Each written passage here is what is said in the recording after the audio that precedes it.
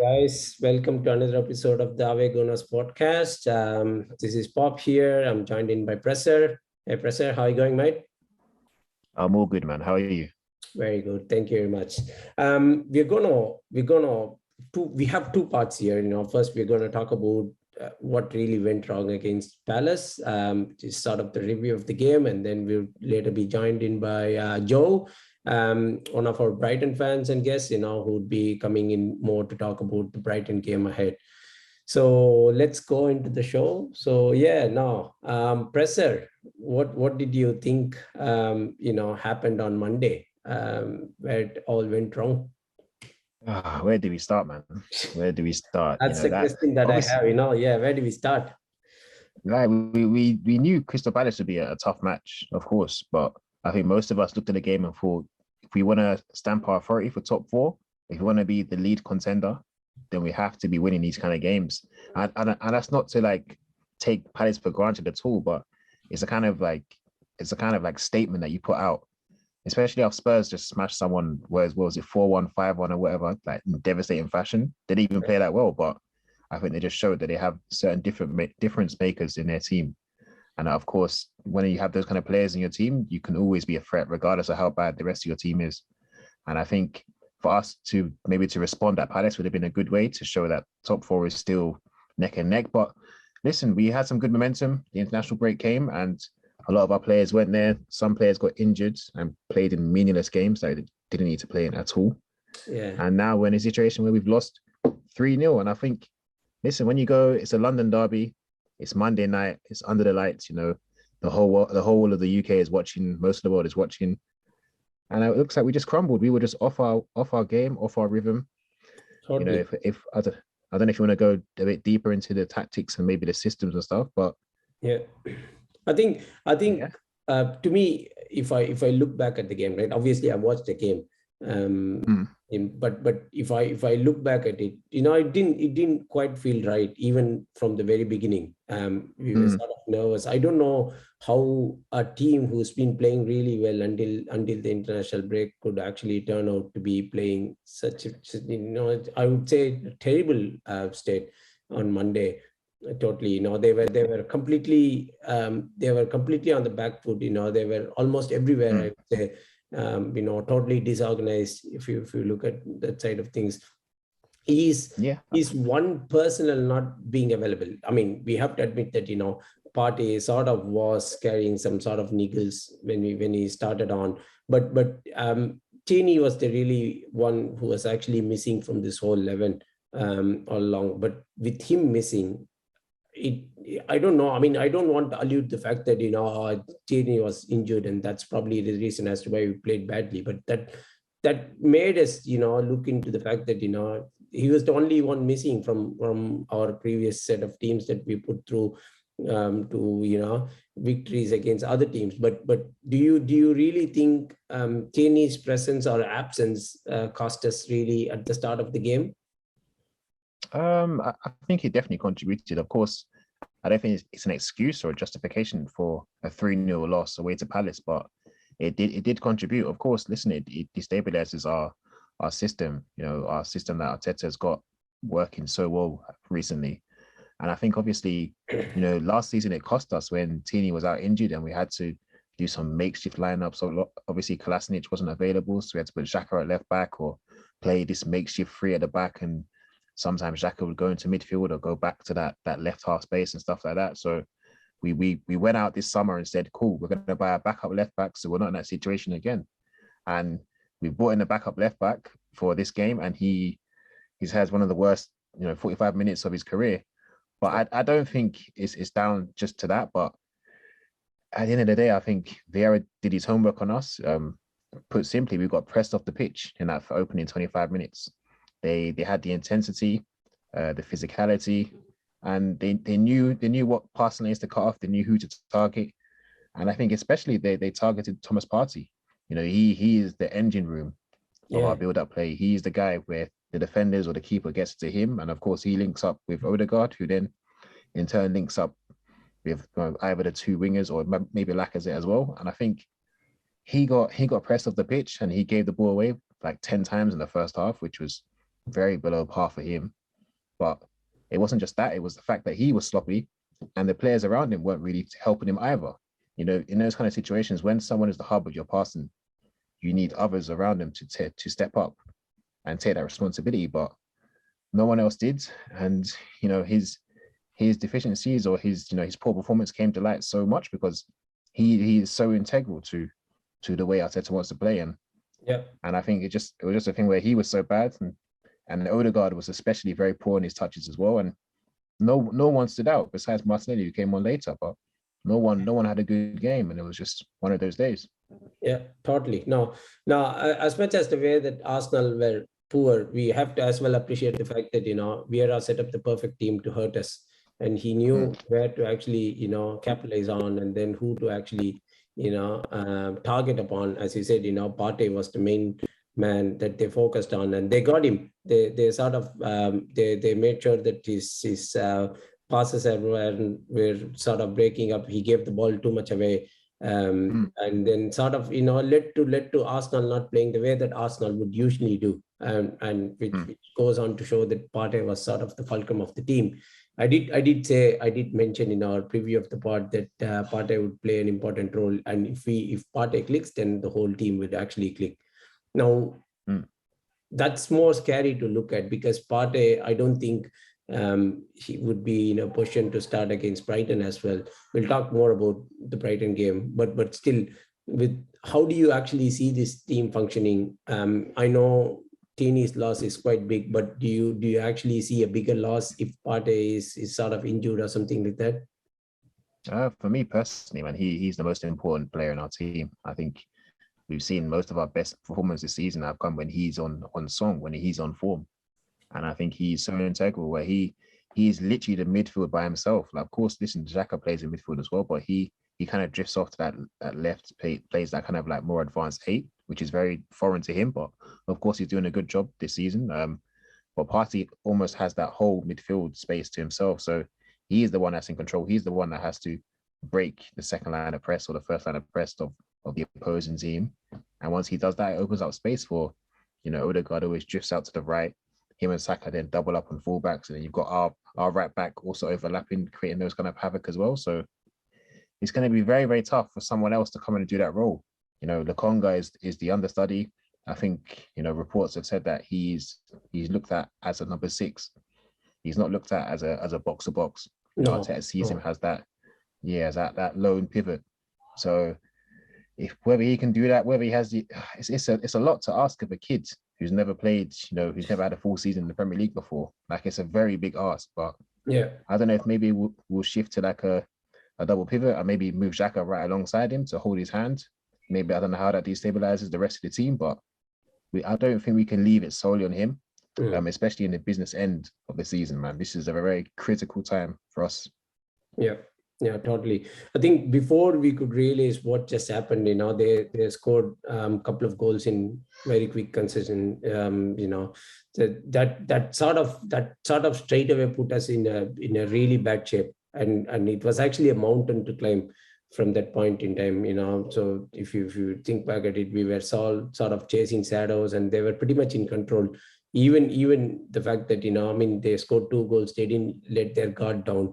They sort of were keeping up the same momentum that they have been, all along the game, and they were rightfully deserved a 3rd goal as well, towards in second half. But if you look at the moments that could have mattered for us, especially, I don't want to actually talk about the defensive lapses which led to the goals, the first 2 especially. But if you look back at the chances that we had, possibly with the Laca set one in the first half, and then with Smith Rowe, and more importantly on the Odegaard one in the second. What do you actually think didn't work in our favor, and probably which may have in some other days?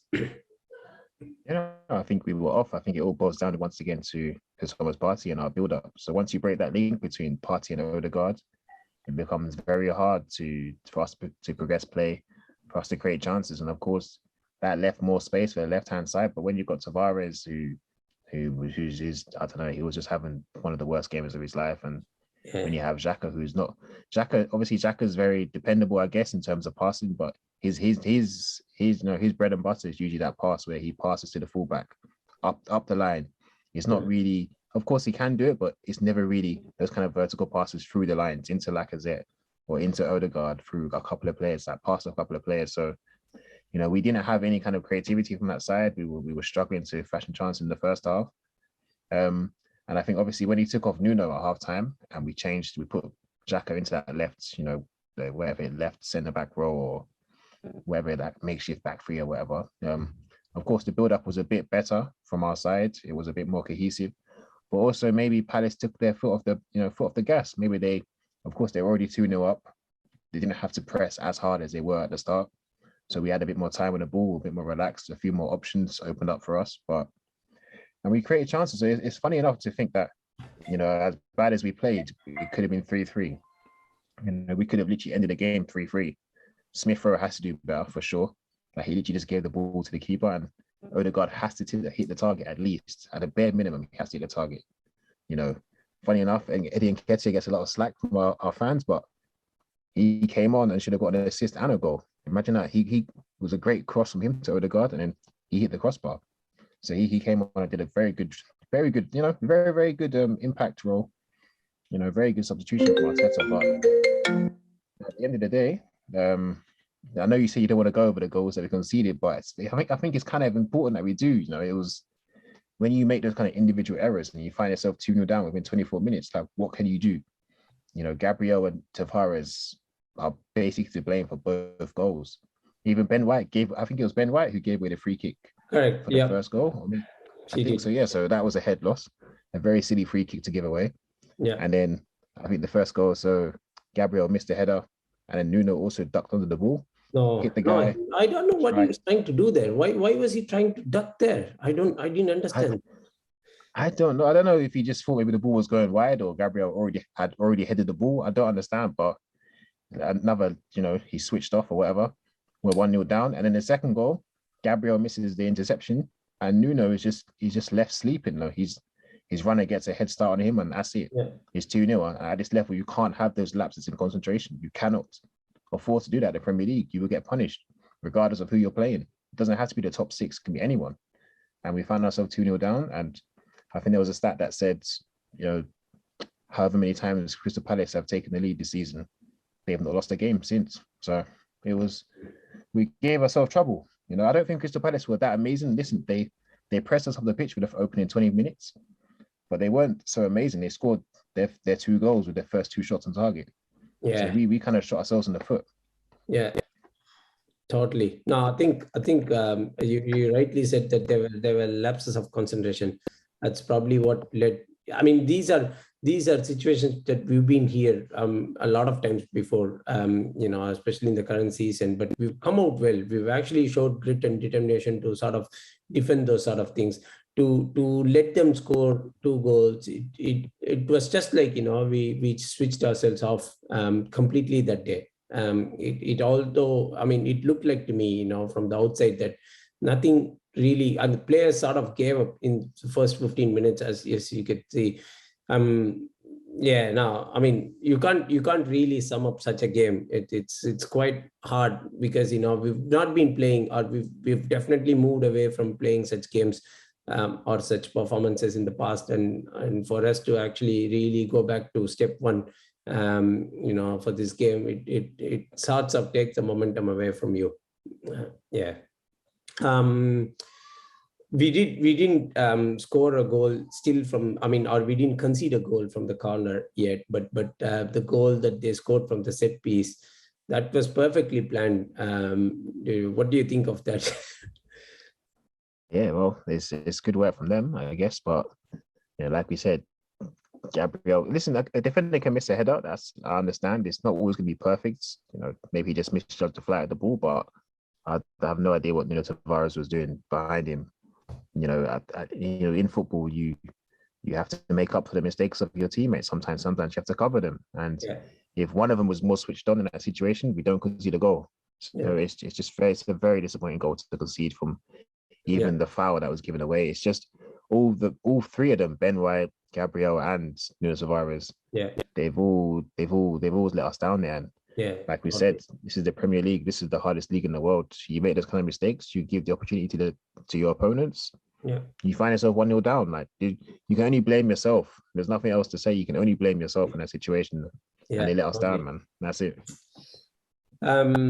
Talking about problems on the pitch, I just wanted to really talk about what options do we have. I mean, with upfront, So, like I said, has not scored an open goal since against Southampton, I believe, which was in December sometime. Since then, he has never managed to score an open play goal. How confident are you, going into the season running? Especially considering the fact that we're not going to get anyone at this point. We have to rely upon Smith Rowe or Martinelli or Saka or like I said, to sort of create something. The way that, like I said, played on Monday just made me think about one thing, possibly that it's very, very hard for, like I said, to get in a goal scoring opportunity, especially the way that he's playing at the moment. And my confidence seems to be going down and down each game as it passes by. He somehow doesn't, he's lost his striker boot somewhere deep down, and he's not been able to, find any inspiration or any form to sort of try and convert those half chances into goals. How worried would you be going into the rest of the season?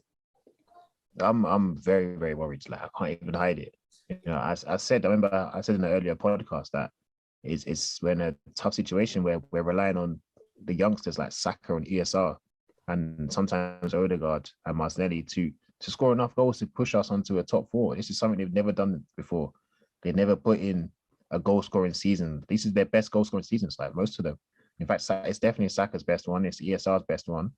This is uncharted territory for them. We're relying on these kids to fire us to the top four because we don't have a competent striker who can hit 10 league goals for us.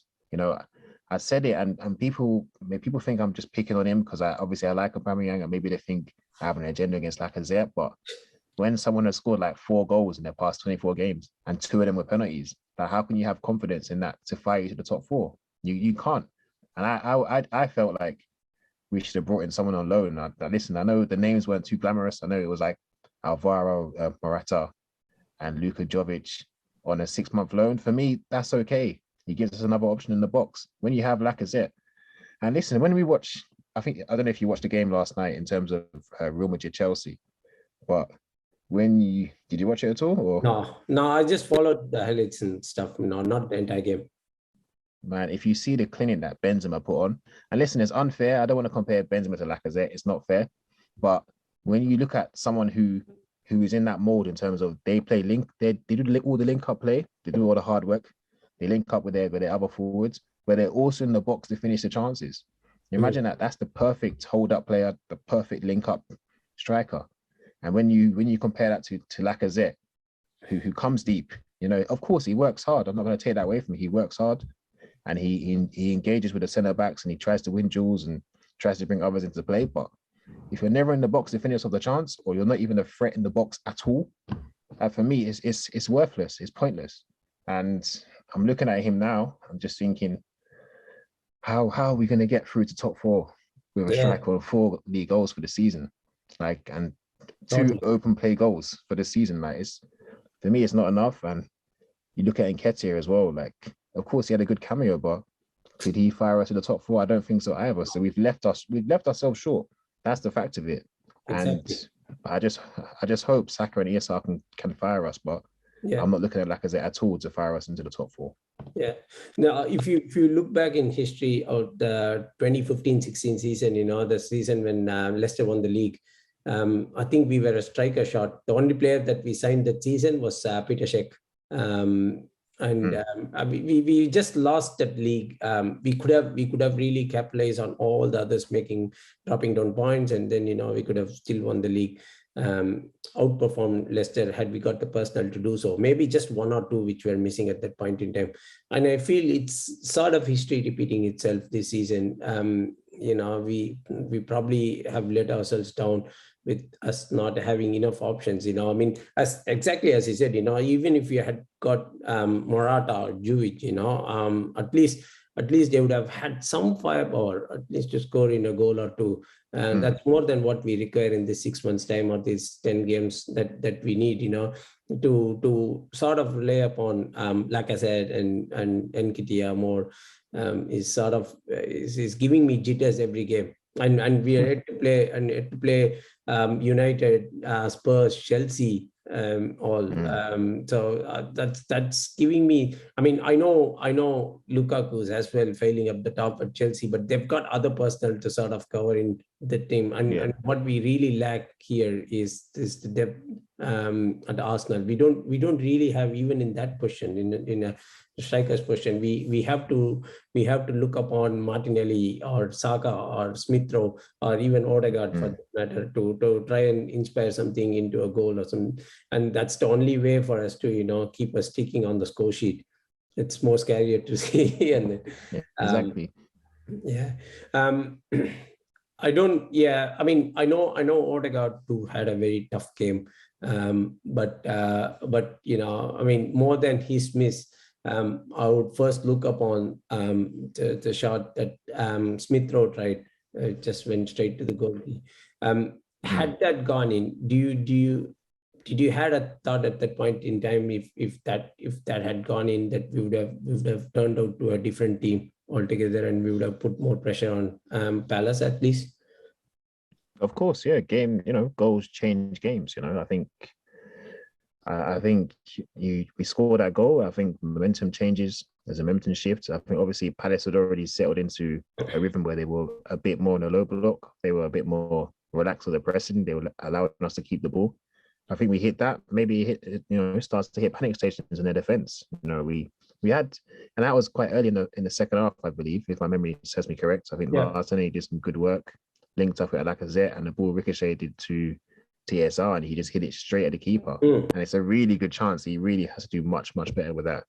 I think he hit 2-1 early in the second half, and then Odegaard gets his chance on target. Who knows? We could even end up with 3 points in that game. Maybe they didn't even get the penalty. You never know how things go in this kind of thing. But totally, it was it's tough, man. I think as bad as we played, like I said, we still could have come out 3-3 or even could have won the game. So it's just it's a very hard result to take. Yeah, for some reasons it felt to me like we were set up to fail that day, and no matter whatever that we tried, we didn't try enough, I would say. But I sort of had the feeling that nothing was going to click on today, and exactly is what happened. I mean, we at the time that we are looking for some inspiration or something to come back, we just blew the steam out by conceding that penalty. And of all the players, it was Zaha, so it was obviously that it was going to get noticed and then possibly get a penalty as well. It was a brilliant penalty taken, I have to admit that. I couldn't. I mean, Ramsdale tried his best. Had he kicked the other way around, then probably I had a feeling that Ramsdale would have definitely saved it, because he went all in. As we saw, he went for a flying save, only for it to be going on to the other end for sure. Now we could rue about all the chances that were sort of missed out and all those sort of things. But if you were to take some positives out of the game, I know it's very hard to look back at such a game and then look at positives. But do you think it would have been a slap in the wrist for us in terms of the fact that no, it's not up to the level that we see? But then it will as well, we can look to work on a different side of things. What would be the positive side of it that you would see from this game? Very tough question, isn't it? It's very, very tough, man, because on paper, a 3-0 loss to Crystal Palace, there's no positives you can take. It's an away loss, so it's not as demotivating as is. Palace have been playing well, they've taken a point against the champion. So I mean, without giving them too much respect, they are actually a side which has been well set up by Vieira. Credits to them. They're good, of course. Yeah, of course. They're a good team in their own respect. They're very physical. I think Vieira set them up in the perfect way to match us, in that first 20 minutes. But in terms of positives, I guess maybe the character the team showed in the second half. Of course, after an abysmal first half, I think, to create those kind of clear-cut chances against Crystal Palace was quite, it was quite encouraging. Listen, on another day, maybe we score those goals and we're talking about a different result entirely, but that was a little bit encouraging. But besides that, I honestly don't have much positive things to say about it. I think it was one of those days where, like you said, we were just set up to fail in terms of nobody had a good game. Like not one player in our starting 11 had a good game.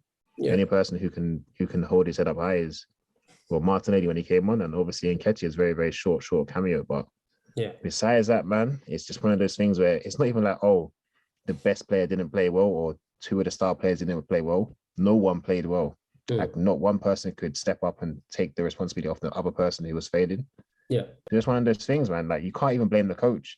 Like he set us up in the same way. And like you said before, it was only Tierney that was missing from the starting 11. So it's in the chemistry is there, the system is there, the players know the system, but everyone just had an off day. And I don't know if the international break has something to do with that. Of course, Partey played 2 massive games for his country.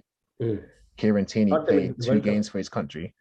He fired his country to the World Cup. That's massive. So he's coming off a massive high, very tired, very emotionally draining as well.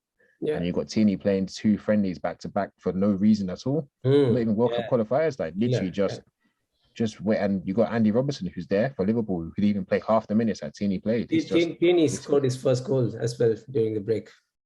Yeah, no, a good moment for him. Very good moment for him, but it's just like, why was he playing so much? Yeah, well, why was he playing so much? And Andy Robertson is not even playing like half the minutes he is. Like, it's ridiculous. And then you've got Odegaard, who also played 2 friendlies, had like 2 man of the match performances. I don't know if maybe the level of opposition they played had an effect, because he played I can't remember the teams, but they were very low, very small countries, very low FIFA ranking rated countries. So maybe the difference in intensity from playing against those coming against Crystal Palace, maybe it was a shock to the system. I don't know, but it just it didn't help at all, man. The international break. I think that's what we've got to look at possibly.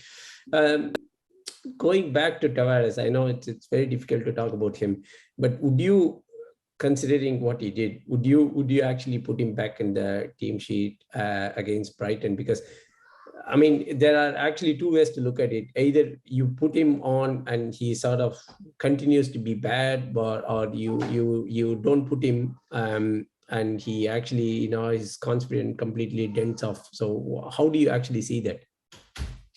Yeah, it's a very, very delicate situation, man. I think we have to handle it, with care. Like I said before, this is the reason why we bought him.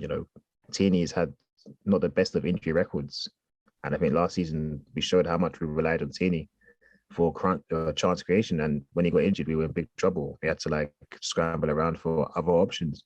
So we bought our left back this time. So let's play him. Let's play our backup left back. Of course, his confidence maybe a bit short. His last start was against Nottingham Forest. He got pulled off after 20, 25 minutes or whatever. That was a very tough time for him. And I think he played against Liverpool. He came on against Liverpool, I believe, and he played okay, I guess. But listen, we have to play him. I think we have to play him. I think the system we have in place right now is good. Of course, your system is only as good as your personnel, but it's a massive drop-off from Tierney to Tavares, but I think he can do a job for us. I don't think with 10 games to go and Tierney out for the season, we can just lose a player. If he doesn't start against Brighton, I think mentally we might lose him completely. He needs to understand that his manager believes in him, still has faith in him, still sees him. This is his first season. Imagine our first choice left back is out for this season and we don't play our backup left back.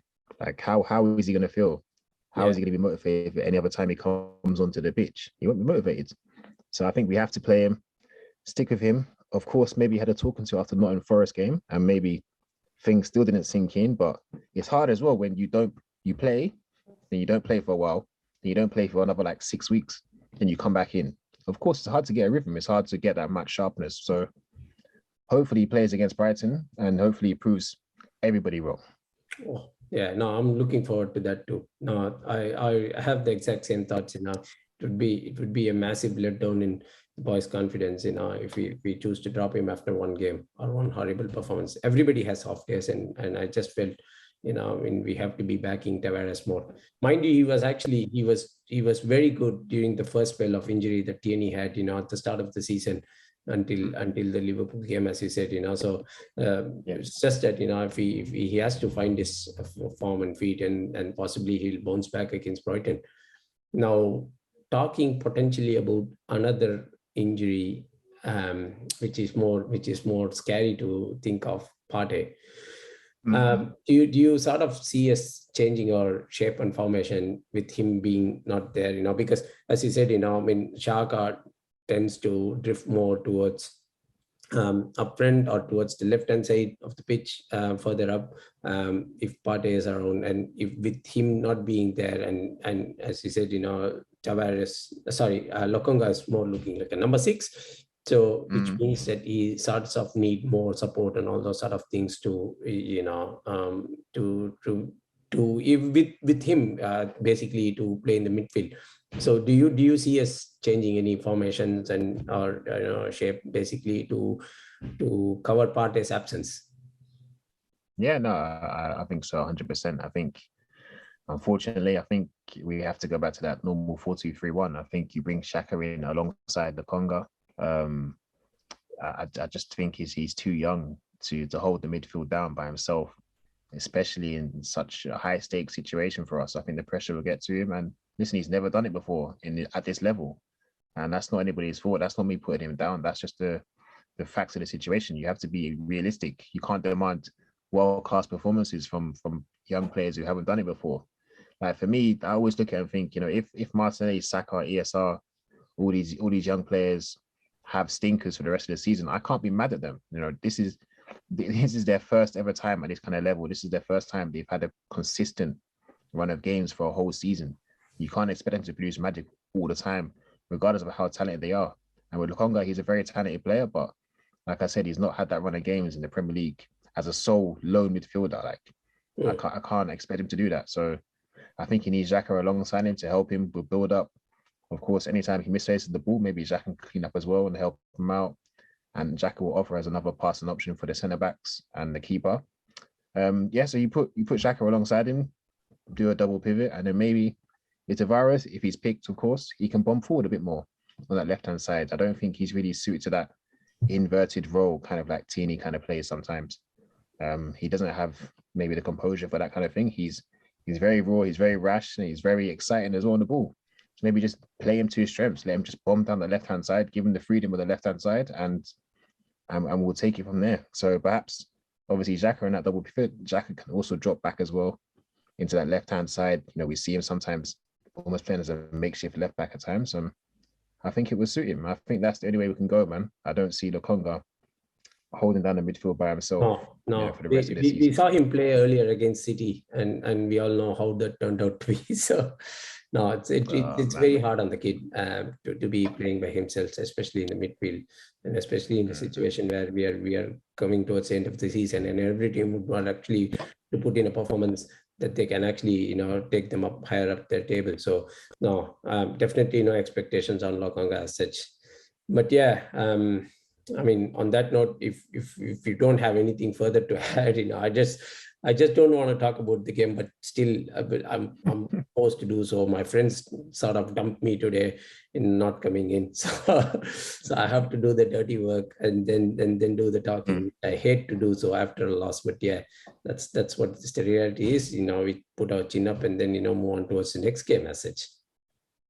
Yeah, of course. Yeah, I understand. But maybe just leave it on a positive note in terms of, listen, top 4 is still in our hands. I know that loss. I know how reactionary social media is, and I'm part of that as well. Of course, the emotions come out, but top 4 is still in our hands. If we win all our games at the end of the season, we get top 4. So it's still in our hands. Don't lose hope. Don't lose faith. Yeah, and also don't make too many rash decisions. Maybe I don't know if Arteta is listening to himself, but the system has worked. I know we've got 2 major injuries, but the system has worked. Maybe let's try and carry on with the system and continue the way we've been playing. Listen, like Man City and Liverpool play the same system, the same tactics each week. And regardless of whether teams prepare for that, they still get beaten. So I think hopefully we can still play our same tactics, our same game plan, And we'll hopefully on Saturday we do pick up 3 points, and Monday is forgotten completely. Yeah, totally. No, definitely want to look forward to. We'll try and bring in Joe for the second part of it. Joe will talk more on the Brighton side of things, and of course, we can talk more in terms of who to look for towards the game. Yeah, we'll wrap up the Palace game for now. I think it's we've spoken about it too much, I would say. So yeah, let's try and move on from the next game. All right. Cool. Thanks, Matt. Yeah, we'll talk about it in part 2. Cool. Hey guys, welcome to the part 2 of this pod, which we are going to talk more specifically about the Brighton game. You're joined in by Joe. Hey Joe, how are you going? Hi mate, yeah, not too bad. How are you? Thanks for coming in. It really means a lot to us. Thank you very much. No worries. So tell me about it, Joe.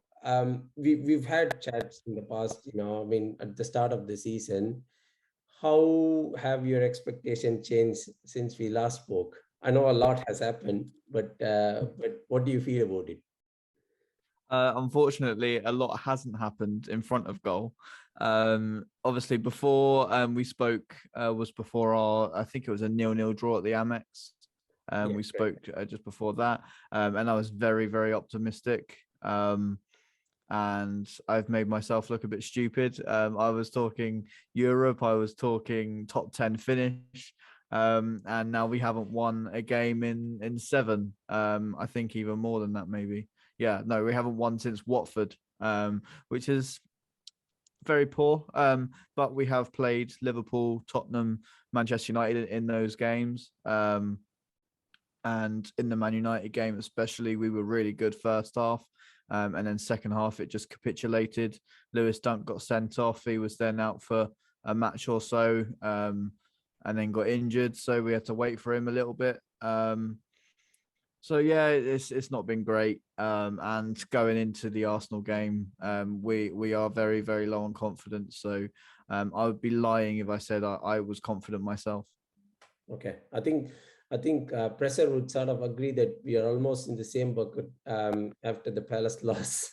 Yeah, exactly. Presser, what's your thought? Confidence is very, very low at the moment at Arsenal. Of course, we had that amazing run where we won like 11 out of 12 games, and we won our last 5 away games as well. But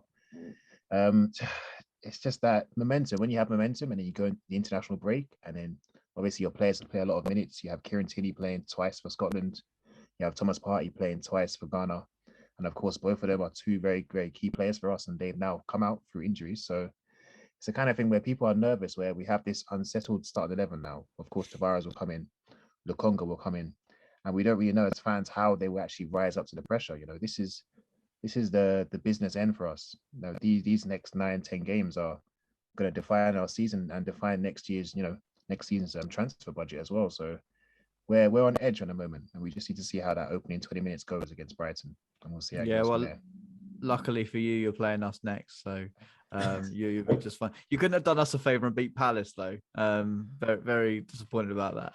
I'll tell you. I don't know. Maybe time will answer whether who's going to be turning out lucky here, because Brighton hasn't scored in the last 7 games, I think.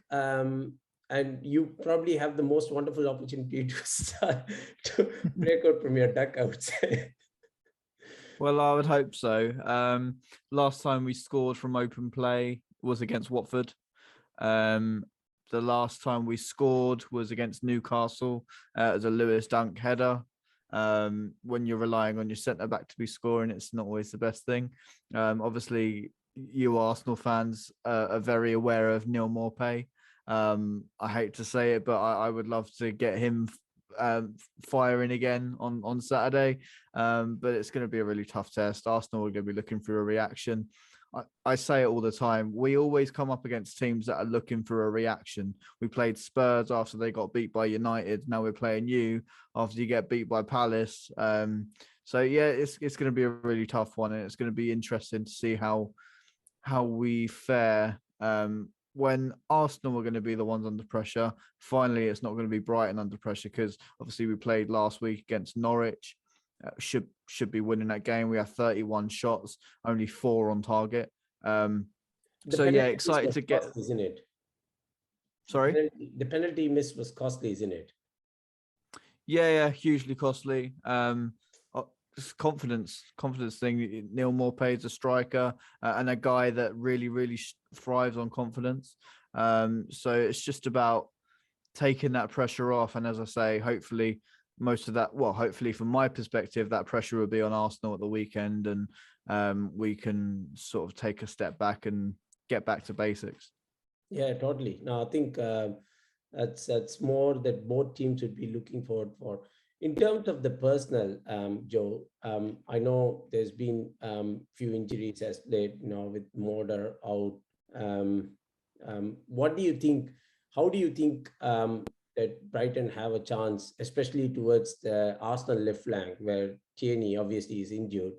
Do you sort of think you can capitalize on that? And then, as you know, Nuno Tavares. Yeah, I'm not sure if you watched the game or followed it against Crystal Palace, but Tavares had a horrible game, and he was at fault almost for the first 2 goals. So, yeah. What do you think that? I mean, how do you think Brighton can actually capitalize on that? It's so difficult to say at the moment, because you could honestly put us in front of an open goal and we still wouldn't be able to score it. That's the the same position here, we're coming in. That's the position we're coming in, and obviously, if that's the same, then it's going to be a wonderful 0-0 draw that we're going to witness on Saturday. How we attack that? Obviously, we've got Tariq Lamptey, blessed with pace. If you're saying it's your left-hand side, he's going to be up against that left-hand side, playing on the right for us. Whether we can maybe get Leandro Trossard operating as a sort of false 9 and in around that area. We have seen that this season as well. Just depends how Graham Potter sees it, and hopefully he sets up right for it, because the last 7 games, well, I say that the last 6 before Norwich, we haven't set up well. What I will say about the Norwich game is we played some lovely, unbelievable football. It's just about that most important part of putting that big ball of leather into the huge net, which we seem to find very difficult. Telling about that, and Pressa, what do you rate our chances, especially in the front of goal? I know Joe stressed on the fact that they couldn't score a goal. How do you summarize what we get in front of it?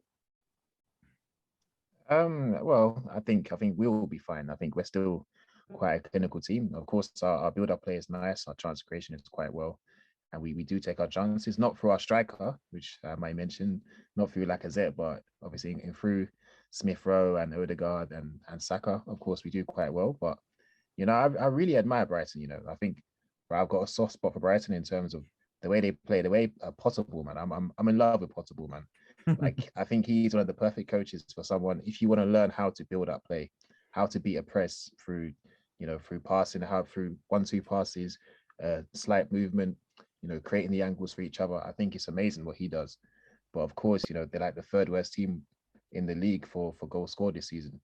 And obviously I don't know if that's down to personnel. Maybe Joe can explain more, or whether it is down to maybe a few tactics in the final third from Potter. But I'm looking forward to playing them. But of course, I know it's not going to be the same game against Crystal Palace. I don't think they're going to press us off the pitch or, be out muscle us or anything, or that kind of intensity. But there will be periods in the game where, these guys will have the ball for sustained periods of time.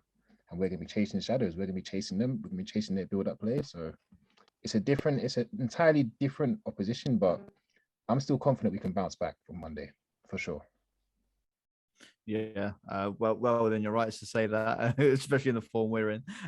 But as you say about personnel and the tactics Graham plays, I think I have questioned it sometimes, reactionary, saying is Graham Potter playing the right way? But the issue is he hasn't been backed in a transfer window. You can see that throughout our squad, we haven't got the players really to play his style of football. We've got a couple of quality players in there like Tariq Lamptey, Mark Cucurella. We needed those wing backs at the start of the season. bringing in Cucurella was one of the signings of the decade for Brighton. He's been unbelievable. We just need maybe that one more in midfield that can add a few more goals, take the pressure off of the strikers. I still rate Neil Maupay. I think his work rate is second to none. He's always a pest to the defenders and the goalkeepers. Sorry, Bernd Leno. But yeah, it's just about hopefully in the next transfer window getting backed by the board, buying the players that he needs. And it's proven that there are players out there that can wipe teams away and score goals for cheap. You look at Maxwell Cornet for Burnley yesterday, Wout Weghorst, who is a powerhouse up front for them as well. They are on cheap wages. And yeah, exactly. Just players like that can just come in, be powerful. You know that the Premier League is going to be a good match for them. I don't think we've done that. Obviously, the likes of Jurgen Laca, who's come in recent years, the people that we've brought in like Percy Tau, Ali Reza Jahanbash, that just haven't cut it.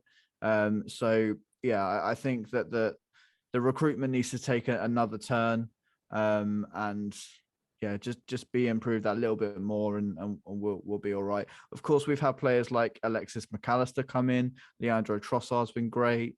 Neil Maupay's been amazing. Cucurella, as I mentioned, Adam Webster. So there are promising signs. We just need to be consistent. Yeah. If you were to talk more on the gaffer, Joe, so maybe if you look at the way that he gathered interest, whenever there is a manager getting sacked in the league or even elsewhere, how do you think that? I mean, do you think that you've dodged a bullet in him not going? Do you still think he's the right man to lead the team? Just that he needs to be backed a bit more in terms of the transfers and all those certain things. Yeah, 100%. He's the right man. And we are very lucky to have a manager like him, because, as you say, he's been linked with almost every single job where the manager's left. He's still being linked to Everton, even though they're right at the bottom of the league. Well, not right at the bottom, but they're teetering with relegation. He's been linked with Man United. He's been linked with Spurs. I've no doubt that he's been linked with you guys at some point. So, yeah, he's 100% the right man. And any Brighton fan that tells you that they want him out, they are lying through their teeth. He is one of the best things since Tony Bloom, our owner. One of the best things to happen to this club, because the progression of the football has been unbelievable. Of course, we would like to see the results. Everyone would, but that's down to the recruitment. That's down to the player management. And also, I would say down to our medical team as well, because we're getting a lot of injuries at the moment, and they're not coming back quick enough. And it's just frustrating. And it must be really frustrating for Graham Potter as well, being told a time frame. Adam Webster's going to be back at the next international break. 2 weeks later, he's still not here. There's talks that he might be available for Arsenal. But yeah, it must be really frustrating for him to not get the clarity that he needs from the board, and as I say, not get the backing. Okay. Presser, if you were to look at the Brighton team sheet on Saturday, and if you were to point out 3 players that are a potential threat, I know everyone is, especially playing against Arsenal, but if you were to point out to just 3 of them, who would that be, and why would you think so? Well, I think you've already pointed out one in terms of Tariq Lamptey. I don't know if I don't actually know Brighton's injury situation or which players are fit, but if he is fit, Lamptey's fine. Yeah, oh, great. Yeah, so it's fine, and he's going to be running against Nuno Tavares. That is going to be a very interesting battle, because obviously Tavares is not a slouch. He's not slow or anything, but he switches off. Like his lack of concentration might cost him. And obviously, if Brighton are counter-attacking against us down our right-hand side, you can't catch Lamptey. And Tavares has that, has it in his game where he just leaves his position. He can either drift off inside or just drift off way up the pitch and be caught off on the ball. And obviously that's going to be a very, very tough, very interesting matchup.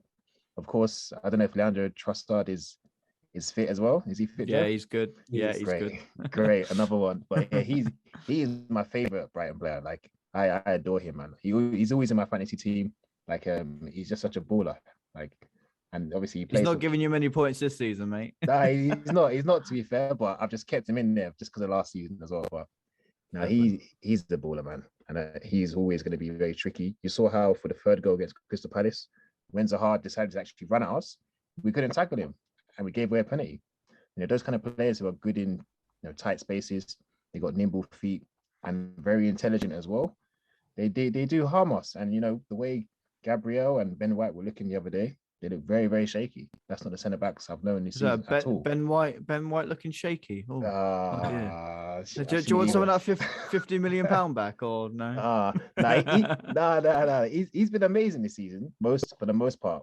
But just the last game, and maybe it's because of how Tavares and Gabriel were behaving, but the whole back four just looked an absolute mess. But yeah, Lamptey, Trossard, and unfortunately Neil Maupay. There's history there, man. Sorry. You know how it goes, isn't it? You know how it goes in football. These things repeat themselves. It was the season before last where literally Brighton did a double over us, which is incredible to me that you think about it. But that it's funny to think about that. Literally that situation between Leno and Maupay, inspired a massive chain of events. Obviously Martinez came in. He came in, won an FA Cup. Then he won the Copa America for Messi as well, which is incredible. Then we signed Ramsdale because Leno was looking not as untouchable as he was before. But yeah, I just hope he doesn't score, man. But it's just written in the stars. He will score a goal. He will. I'm surprised. I bloody hope so. Oh man. Mate, I was surprised you didn't mention Cucurella here, because I thought he's one of those top three when you put it on the Brighton sheet. I mean, of course, the other ones are good. I mean, I really like Trossard as well. Concurring to what you said, but yeah, I thought Cucurella was one of those important ones who sorts of executes his managers' visions and plans straight up on the pitch, more than anyone. Would definitely agree with Trossard and Lamptey for sure. They are right up there. Also, Joe, I quickly, drifting away to other things. What do you think? Bissouma was on the bench against Norwich. Do you reckon he's going to get a start ahead? No. I think he's dropped for the rest of the season. I think his mind is completely elsewhere. It's at his next club, whether that be Arsenal, whether that be whoever he's going to. He doesn't care anymore. And I'm glad Graham Potter dropped him. A lot of Brighton fans would be calling for him to start, because there is no doubt that when he's at the top of his game, he is by far probably one of the best players to ever play for Brighton. But when the mentality isn't there, I'm sorry, I don't want you playing for my club. So, move on from that. And we've got players that can come in. Whether Moda's injury will have a say on whether Bissouma does start, maybe. But I think with the likes of Pascal Gross, Alexis McAllister, Steven Alzate, Adam Lallana apparently is coming back as well, that we have the options there that we can say to Bissouma, sorry, if your mind's not in it, then stay away. Joe, can I ask, is it is it literally just based on the speculation around him, or was it because of that? Apparently he was arrested or whatever at a club. Is it since then that's gone down, or was it even before that he wasn't playing too well? To be fair, it could have a correlation. All I'm saying is based on my opinion and what I think is happening. I obviously, I'm not privy to any information that is going on in his personal life. But it could have a correlation. But there has been games where the Bissouma revolt has shown, like in the cup tie against Spurs. I don't know if you watched that one. He was the best player on the pitch second half. And he alone scored us that one goal that could have got us back in the game, but then stupid errors led to Spurs unfortunately winning. And and against Chelsea, both times away and at home, he was the best player on the pitch as well. In January, apparently a bid came in for him for like £35 million from Aston Villa. Okay, Villa. Yeah, Aston Villa. Yeah, everyone's going to Newcastle apparently. But yeah, maybe his head was turned then. And at that point, he's sort of been in and out of the side and just not really looking like he gives a crap. So yeah.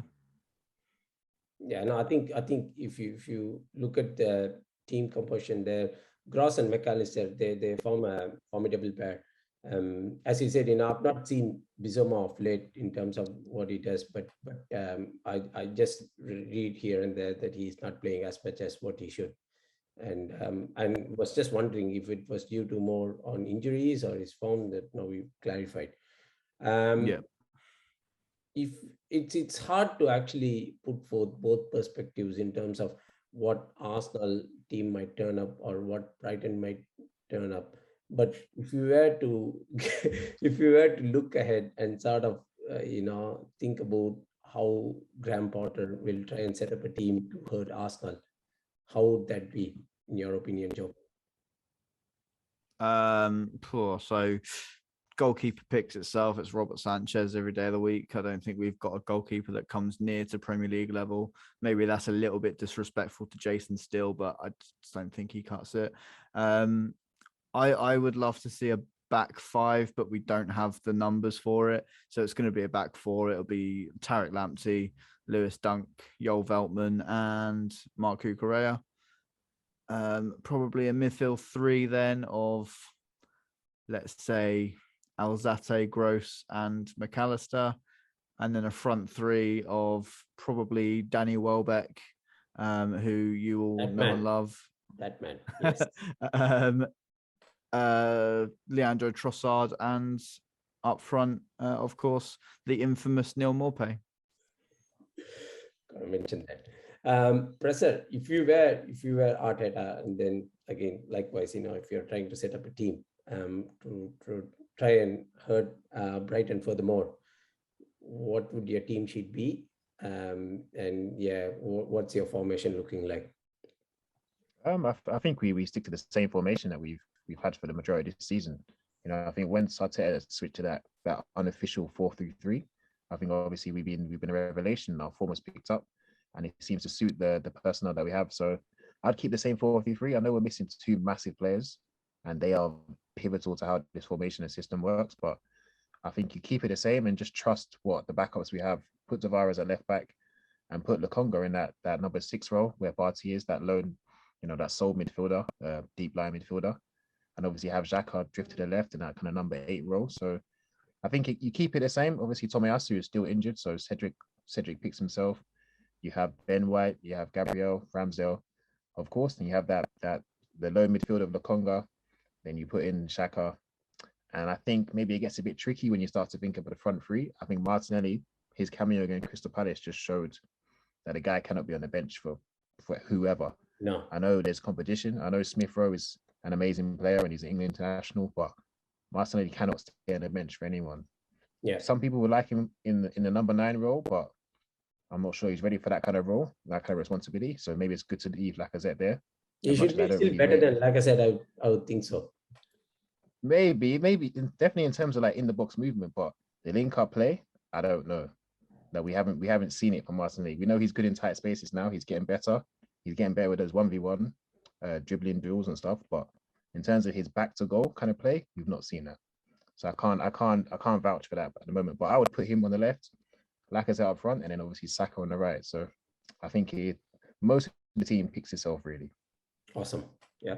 Now, just a word on Ben White from my end. You earlier mentioned that, Joe, that we're looking to get our money back. No, absolutely not. I think I'm with most of the fans' opinion that Ben White has been a revelation and definitely the right signing that we did for us. By all means, he worked in our favor, and then he's been a shining light in our campaign, I should say.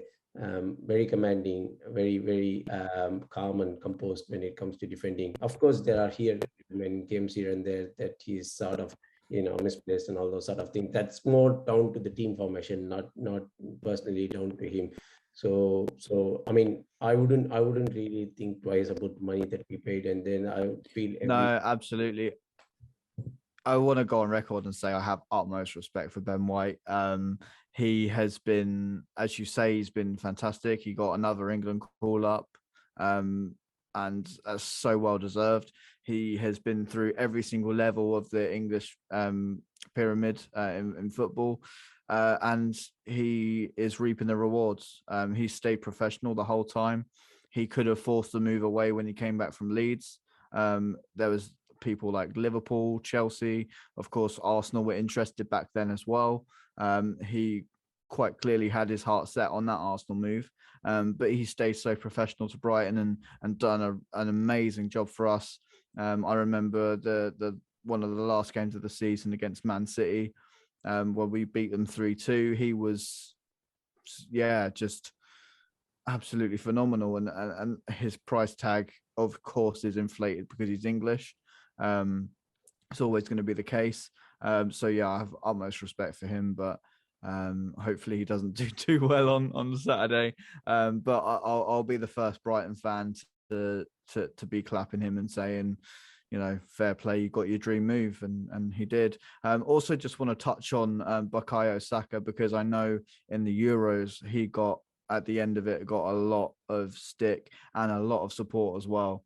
I just want to say what a phenomenal person he is, as well as a footballer. But he's just so down to earth. What is he, 20? 19, 20? 20, yeah. It's just unbelievable. You see the videos of him in England training, pulling pranks on people, and just seems to be like the most personable guy ever. And you normally look at a young, flashy footballer and think, oh, you're going to have the personality of a piece of cardboard, but he's just, I'm sure you guys absolutely love him. And he's been phenomenal to bounce back from what happened at the Euros. I think he's having a great season. Obviously, this is from an outsider looking in. And I really hope he goes from strength to strength from an England perspective as well, because he is a shining star. And I really hope what happened in the Euros doesn't hinder him going forward. It doesn't look like it will. He seems a really strong character. Yeah, no, I think that's just quite opposite which has happened with Saka as such. I mean, thank you for lauding your prices. Because it's true that he's sort of he seems to be a very nice character all along. Even with this current Arsenal setup mates, and then even the England setup.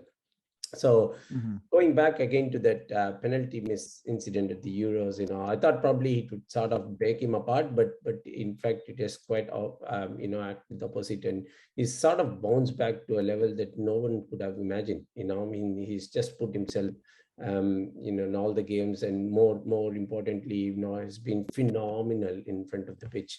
Definitely. So it's just it's just very good to watch him, perform at such levels, and we just hope that he continues to be a shining light in our Arsenal team for years to come. Yeah, definitely.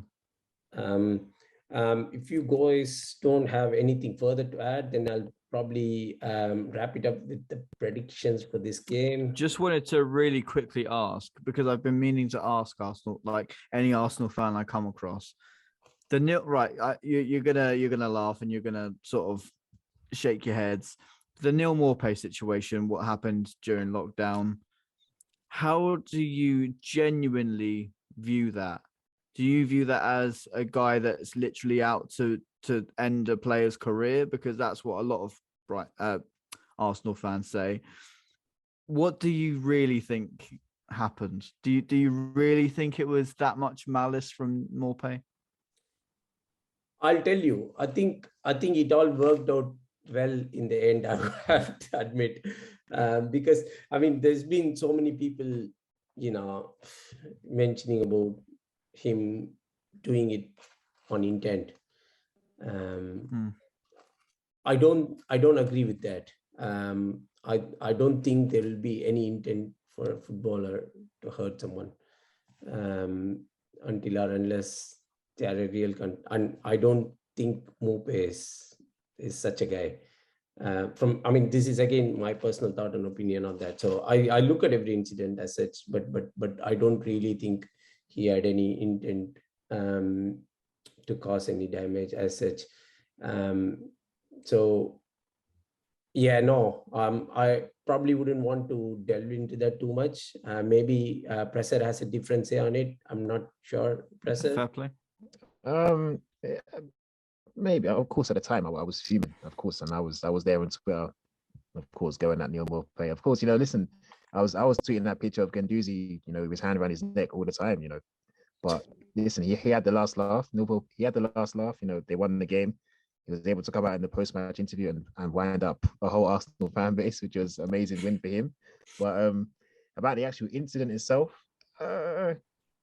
obviously from memory, every time I think about it, it's just like emotions take over. You kind of look at it in a hazy way. If I was to look at it back, look back at it again now at a calm state, he probably didn't mean it, to be honest. It's just maybe because of who he was and maybe his character, what you attach that kind of he's not a sinister person, but he's quite an annoying player. He's got an annoying personality, that kind of annoying character. So you kind of you're more lenient to suggest that they would do such a thing. But really and truly, I don't think he did.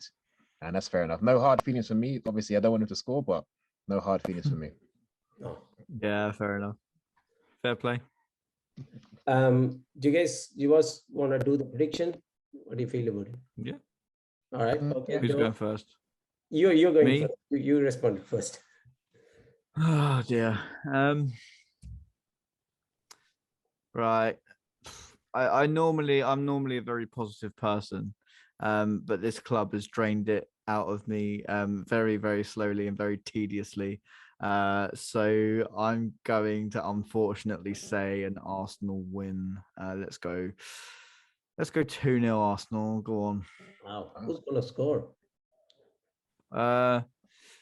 Saka's going to score a brace because I like him, but I won't like him if he scores against us for that time being. But that would be a little bit easier to take.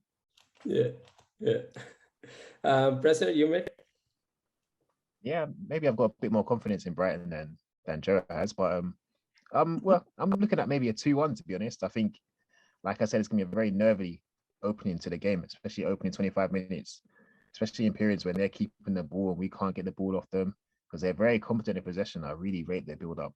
So I think, and obviously, off the back of a loss, the Arsenal fans will be a bit on edge, and the atmosphere inside that stadium, if it's a bit nervy, a few misplaced passes, and you see there's a bit of grumblings in the crowd, it might put the players off. I think the first half will definitely be a struggle.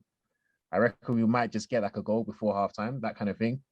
Then maybe Brighton equalize afterwards, and then we rally at the end. The last 25 minutes, we just throw the kitchen sink at them and get that winner at least, and it'd be like a massive win, a win that we really, really need. Yeah, but I'm looking at maybe a set piece goal, maybe a Gabriel header, and then a Neil Maupay equalizer. You could have said a Ben White header. That would have really rattled me. I could have to be. You know what? Let's change it. Ben White. Benny Blanco is going to score a goal. Actually, let's change it to that. and then unfortunately Neil Maupay will equalize. I reckon. Is Danny Welbeck fit, or is he injured still? Cool, you never know with Danny Welbeck, do you? That's the same thing for us too. From the last time I saw him, he was fit. Whether he is now, he posted an Instagram picture with the little recharge emojis. So I think he's good to go, but we'll see. Okay, fair enough. Because I think maybe a Danny Welbeck cameo might be interesting as well. Of course, he probably get a good reception, but he might give us a little bit of a handful, especially with 20 minutes to go. So, but yeah, no, I'm feeling a Saka winner, in the 85th minute or so. Wow. So we'll take it from there. Okay. I'll still think I'll agree with Presser that I think Brighton would score more than any other game. I know I look. You clearly haven't watched us then. No, you clearly haven't watched Arsenal, I would say. No, to be fair, I haven't actually watched Arsenal once this season. Like a few highlights, maybe, and obviously, except for against Brighton as well. But yeah, sorry about that, but just doesn't interest me. Oh, totally. Fair enough. Yeah, no, that's fair, isn't it? I still think Brighton would score. Thinking of Welbeck at this point. So, but yeah, it could. Can you at least say that we're going to score from open play? Don't push it. Don't push it. Yeah. Don't know really enough to say if it's going to happen, but at least the fact that it would still be better than what you've been, getting along in the last 7 games or so. So yeah, I think Brighton would score, but I feel, just like what Prasa said, we would sort of make it more dramatic towards the end, and then celebrate like the way that we never did, So that's probably what I'm thinking of. I'm going for a 2-1 Arsenal win, but we'll see. Yeah. Depends upon which Arsenal side turns up. All right. With that note, thank you very much, guys, both of you. It's been a real pleasure chatting about things, quite a lot, I would say. But yeah, and good luck for Joe, and Brighton for the rest of the season, except for in the Arsenal game. Thanks, mate. Definitely. Well, you've said it now. You've wished us luck. We're going to beat you 3-0. Maybe on FIFA. Yeah, maybe on amateur. Oh, dear. All right. Thank you very much, guys. We'll stop off with the recording. Thanks, guys. We'll see you again.